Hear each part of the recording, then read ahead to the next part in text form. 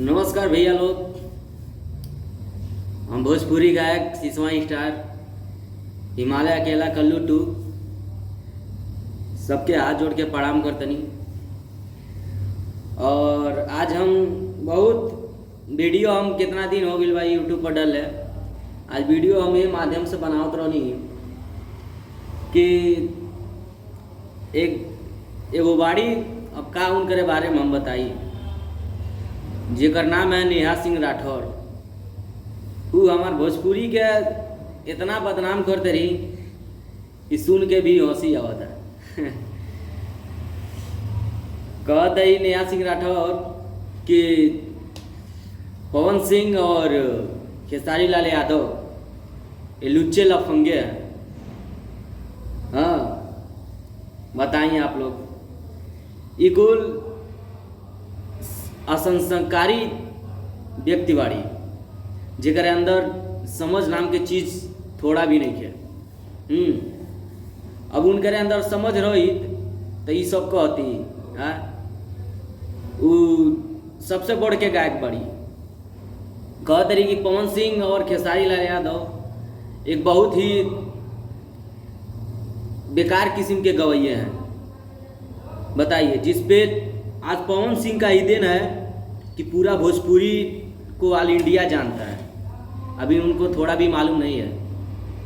और भोजपुरी के दो ही पिलर हैं, एक खेसारी लाल यादव और एक हमारे पावर स्टार पवन सिंह, जिनको नेहा सिंह राठौर बोल रही हैं, बता रही हैं कि वो सड़क छाप गवैये हैं। ए मैडम, दिमाग से टिया गिल बगा, थोड़ा भी तोहरे अंदर सेंस नाम के चीज़ नहीं खे।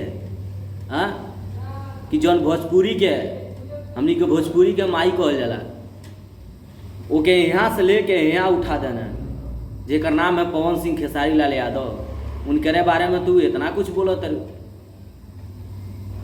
तू इतना बदतमीज बाड़ू न। हाँ कि तू जौन थाली में खा तरु वह थाली में छेद कर तरु। तो और एकदम मेन मुद्दा यह बा कि तू इतना बड़न के स्टार के, इतना बड़का स्टार के बदनाम करके आगे बढ़ल चाहत रू। हाँ अपन पीआरडी बढ़ावल चाहत रू, अपन नाम कइल चाहत रू। तैसे तोहर नाम नहीं होई, कर्म करे के पड़ेला फिर फल मिलेला।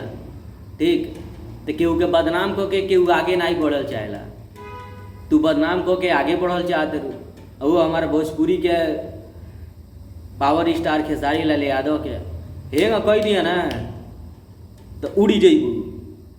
अभी तो के मालूम नहीं क्या। हाँ तो जेकर नाम है पावर स्टार, उनके देखी के उनके सामने के खड़ा हो जाला, उनके औकात मालूम हो जाला। उनके विषय में तू इतना बुरा कहत रू कि तो कहत रू चप्पल से मारेंगे। अब अच्छा लोग उनके देखी के मुँह दिला पैंट में आ तो उनके विषय में बात करते रू।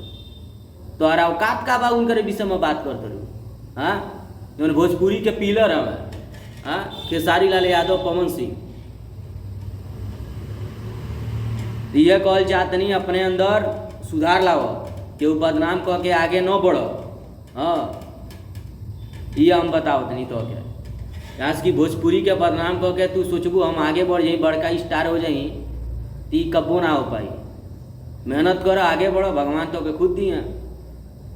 हाँ ठीक है भाई लोग, यहीं पर कहल जात रहनी कि भोजपुरी के सम्मान करी जान। कुछ गंदा भी लोग होला, कुछ अच्छा भी लोग होला, कुछ बुरा भी लोग होला, तो सबके सुनी जान। जेकर जैसे समाज रहे वही हिसाब चली जान। ठीक है, ये वीडियो के माध्यम से हम चलते हैं। नमस्कार, प्रणाम, जय हिंद, जय भारत, जय भोजपुरिया समाज।